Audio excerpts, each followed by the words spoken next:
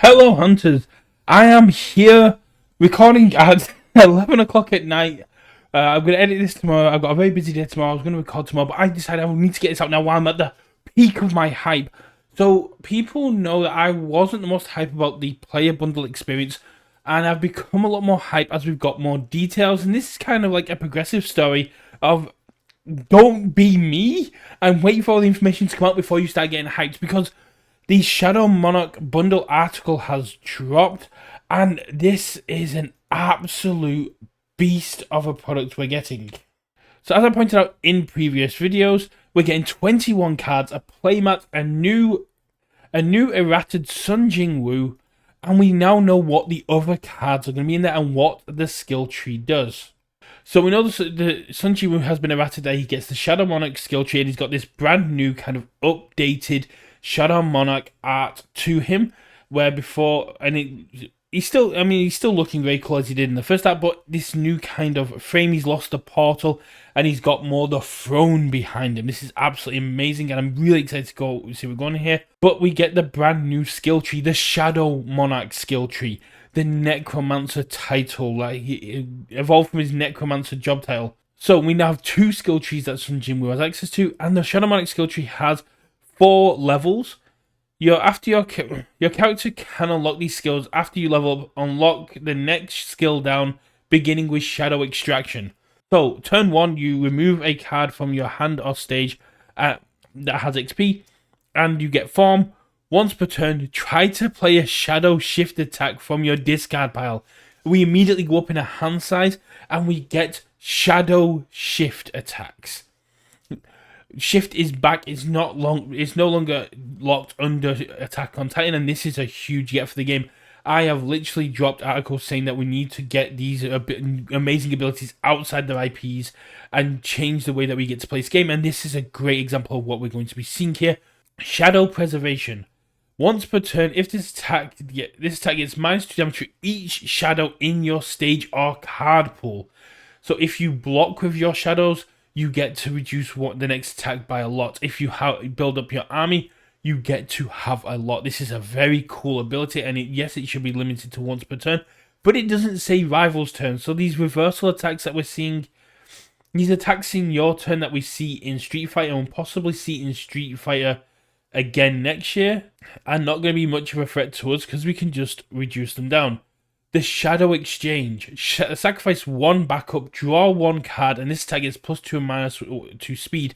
There is already combos being created. This dropped half an hour ago at time of recording, and the combo plays are already being thought about because of this sacrifice backup ability.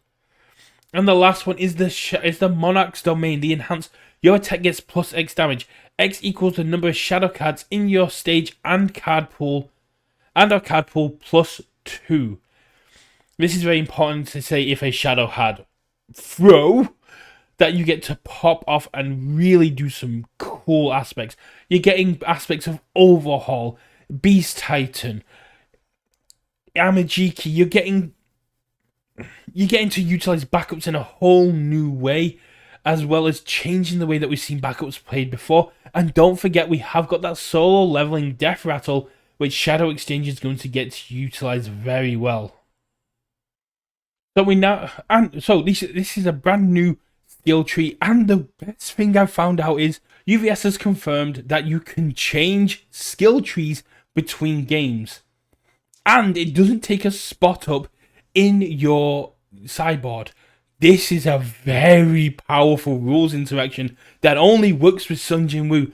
You can start off as Sun Jingwu Assassin, go into game 2 as Sun Jingwu Shadow Monarch, then pop out and back into Assassin or stay as Shadow Monarch. Your character's abilities can completely change between games without having to sideboard characters. This is an absolute burden to your opponent's mental load, and as far as I know, you don't need to show them. You don't need to show them until the game starts. So when they're sideboarding to deal with your Shadow Monarch abilities, you go, cool, I'm a game up. Let's go into the longer, more drawn out 6-level Assassin skill tree. But I'm going to have more skills. I'm going to have more abilities to deal with what my opponent's throwing at me. or if you're confident in the Shadow Monarch abilities and you're going to be able to keep going with this faster, more linear playstyle, you get to go with that. You're going to have a lot of fun with this character, and the way that it plays will keep changing up, but the deck gets to stay the same. I've not been this excited for a character in a long time. I know I was excited for Fern, but this is a different level. This is peak Brett building Dabby levels. I have been so under infused to build, and this character's got me seething to get this going. If I'm going to Glasgow, this is what I'm building. So we're getting five additional cards in the Shadow Monarch bundle, each of which is coming with a playset. Each we have the action that is grinding over time, Breaker 1, XP, 5 control, 0 mid block, 4 cost on the Sun Jin Woo symbols, and has an enhance your turn, level up. Only one copy of this card can be played during this turn. So you're playing it on a 5 difficulty most of the times, and you get to just level up. You get to jump a level. That's huge. Response: after this card is removed from your hand, build it transformed. This action is very powerful, and yes, it's probably only going to see playing Sun Jin Woo, but this makes Sun Jin Woo a lot more playable. Having this ability to have a foundation, having a resource you don't need to check for early game is very cool. And this transforms into the High Arc Soldier, a 2 stamina Shadow XP backup with response: after you remove this card from your stage, gain 2 health. You get to gain health from leveling up. So not only if you build this in from its enhanced, do you level up, at the end of your turn, when you level up again, you get to gain health back from it. This is stupidly powerful. I wish I could run more than 4 of them. After that, we have Bear Bite. Bear Bite is a shift throw Shadow XP, 5 cost, 2 mid block, 3 control, 3 mid for 5 with a response: after this attack is not blocked, your rival sacrifices 1 foundation. So it's not ruined because it's not a face down. You can sacrifice face up or face down. It has throw, which means it's dealing half damage on a full block unless they have an ability negator. And it has shift, which means at the end of the turn, if it was played as a form, you build it into Tank, the Shadow Bear. This is one of Sun Jin Woo's best allies. They're designed to keep them alive. They're designed to soak up damage because they are a tank. A unique Shadow XP in 5 stamina with enhance. This attack gets -3 damage, only playable if this backup isn't being attacked. So with things like Smiling Titan or Elusive on things like Ray Fillet, Tank Shadow Bear gets to protect the other backups. This is really cool. Being able to go, cool, if you want to deal with my Ray Fillet, you now need to get through my tank. Adds more and more layers and makes it so much harder to deal with. Next we have our boy Chivalrous Charge, 4 cost, 3 control, 3 low for 4 on a 1 low block. Shift Charge Shadow Weapon XP. So many keywords. I really wish Midnight 1 was still in the format. Blitz, this attack gets +3 damage. If your rival has no cards in their hand, they draw a card. It's a Chivalrous Charge. It is going, I want to give you a chance to fight me. The only reason Sun Jin Woo was able to beat Ingress is because he put his weapon down when Sun Jin Woo did. He is a chivalrous fighter. He's a chivalrous combatant, and he will give you a chance to deal with him and fight you on even kill. You have no defense. Here, have defense. We don't want you saying that this was a wash because you had no cards in hand. I want to take you down with pure skill. Yes, that's a shame, but we then get to build this in committed, and while it's in your stage, all of your attacks get +1 speed, all of your rival attacks get -1 speed as a static. Yes, it builds in committed, but then it has enhance, add this card to your hand. So at the end of at the beginning of your turn, you ready it, and you get to pop off. Yes, you don't get to use it defensively, but Igris isn't our defensive general, he's our offensive general. This is such good translations. Then we move into Iron, our 6 diff, 0 high block, 3 control, 4 high for 7, Rage Riot, Shift, Fury, Shadow, Weapon, XP, response after this attack deals damage, build it transformed. Transforms this into Iron, former Hunter. They were an A-class Hunter before they were ganked. Unique, Shadow XP, response after this backup is attacked, your rival loses 1 health, and Enhanced Commit, this attack gets +3 damage on a 7 stamina. Iron is an absolute brute that's going to give your attacks additional damage, and this is one of the combo pieces that we were talking about earlier. The fact that you can drop this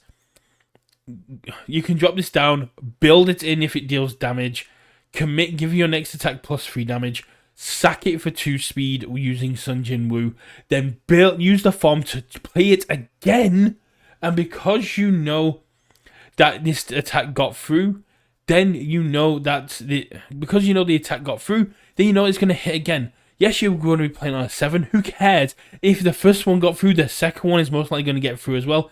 This is an absolute beast, and if it hits, it builds down again, meaning your next attack is going to have access to 3 damage.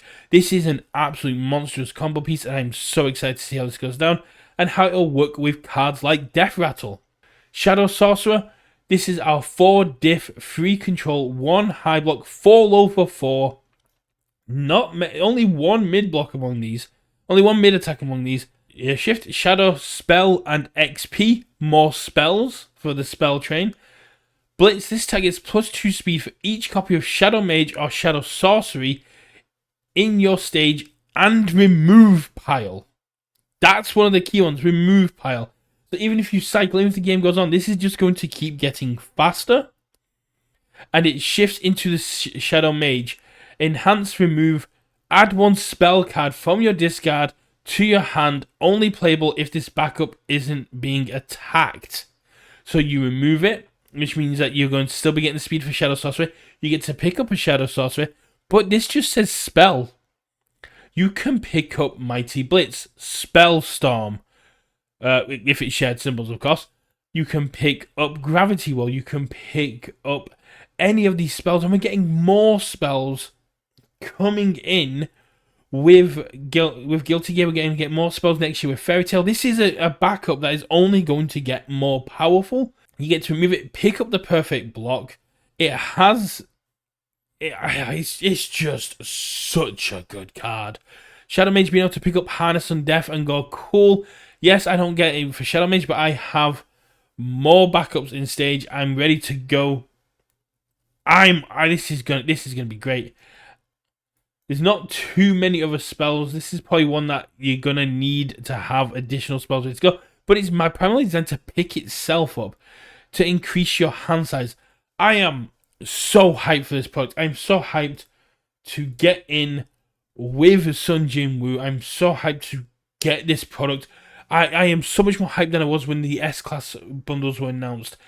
This is a play experience. This is a new way to play. I'm gutted that these mechanically unique cards are locked behind a paywall, and hopefully we might see them pop up in other places. But this is the Sun Jin Woo we wanted. This is the Sun Jin Woo that when we said we were getting a challenger, I expected it. And this makes it a long play. This is a great stepping stone. I hope we get to see more of solo level in the future. I really hope this gives us the ability to keep moving forward and seeing more of these kind of abilities. And these cards are so very cool. I love the ability to change skill trees between games. I love the ability that we're seeing more shift attacks, that these backups are going to have great interactions outside of just Sun Jin Woo. And yeah, let me know. Are you as hyped as me? I've already gone and I was on the fence about pre-ordering. I got myself these now. I need the playmat. I need these cards. I need to play Sun Jin Woo. It's a character I worked hard to get a recreation of the Challenger deck in All Arts. It's an IP I love. It is. I'm wearing the shirt. I picked this shirt out earlier today, not knowing this was going to drop. I'm all in. I'm all in to play this. This year for me is a non-competitive year. I'm playing for fun, and this to me looks like so much fun to play. I will catch you all at game night, where I will be looking for the red gate because I need to add Tusk to this collection as soon as possible. I'll see you all at game night. Bye.